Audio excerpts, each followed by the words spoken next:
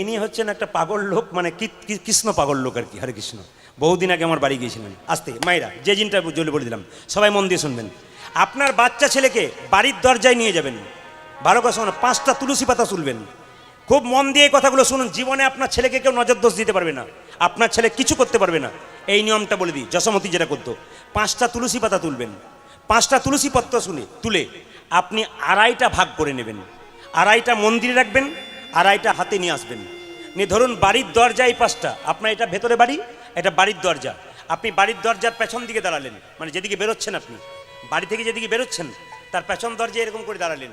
আর ছেলেটাকে কি করলেন, বাচ্চা ছেলেকে আপনি তুলসী মন্দিরে নিয়ে গিয়ে প্রথমে 2.5টা তুলসী পাতা এই কপাল থেকে এই কোমর নাভি পর্যন্ত 3 বার হরে কৃষ্ণ কৃষ্ণ কৃষ্ণ হরে হরে, হরে রাম রাম রাম, এটা আপনার কাজ কিন্তু, এটা আপনি করবেন।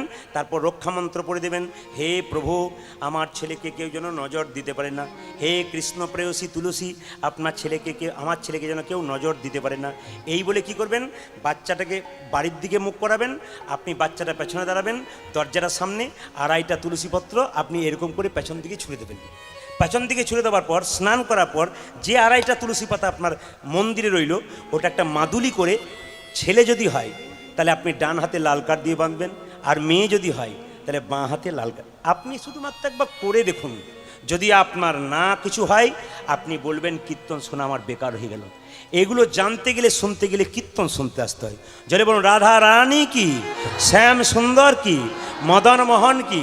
তাহলে এক কাজ করুন, উনি বললেন একটু অ্যাক্টিং দেখতে হবে, তাহলে একটু অ্যাক্টিং হয়ে যাক। দাঁড়াও সবাই মিলে প্রেম সে হাততালি দিয়ে একসঙ্গে, সবাই মিলে হাত ওঠান।